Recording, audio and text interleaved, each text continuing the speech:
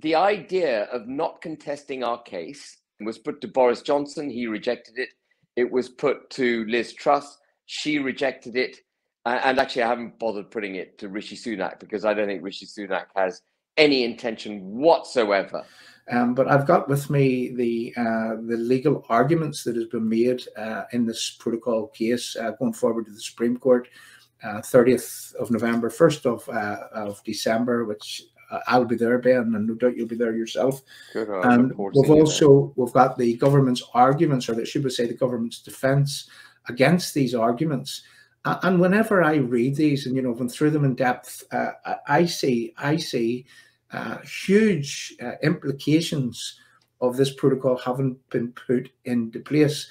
And I'm going to state, after having read this, and we're maybe going to go through some of it, is that I believe that the Belfast Agreement is actually unworkable, and it's now not a system which is there to provide a protection to a so-called minority group or to someone who has concern, or to protect against the causes which would have caused the problems in the past here in Northern Ireland. And I believe that it is an absolute constitutional nightmare that we have actually facing us whenever I read these arguments versus the defence that the government is being put forward. And I'm coming to a question here, Ben, but the very fact that the government is defending against what a layman can see here as a huge problem storing up for the future, the fact that our government, the British government, are defending against these arguments,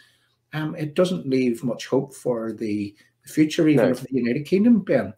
The easiest way to do away with the protocol, the most expedient, easy, political and legal way to do away with the protocol, which is what the government repeatedly says it wishes to do. It wishes to pass the Northern Ireland Protocol Bill, which fundamentally changes the protocol. If that was genuinely their aim, what they would do is not contest our case.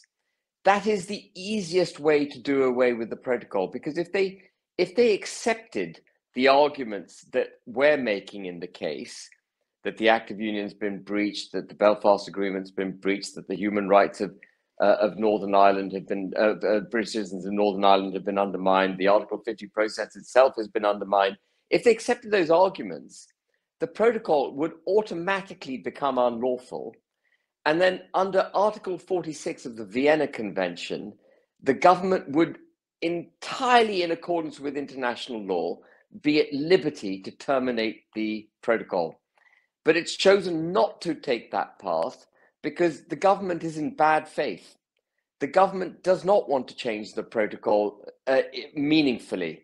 What the government is hoping to do is to patch it up to the extent necessary to mask its most visible impacts and to allow the pernicious undermining of the Constitution of the United Kingdom to go unchecked.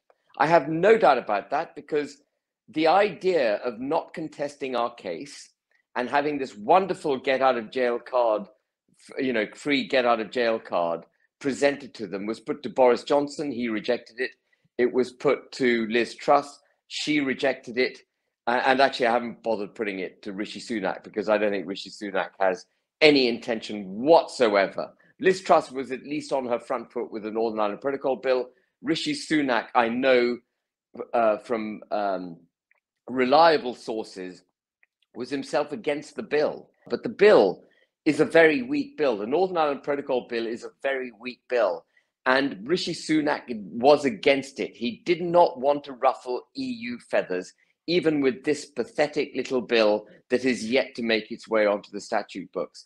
So the government is not committed to getting rid of the protocol. Anyone who misunderstands that, who buys this narrative from the government, the propaganda, is fundamentally misunderstanding the direction of travel. The government does not wish to change the protocol fundamentally.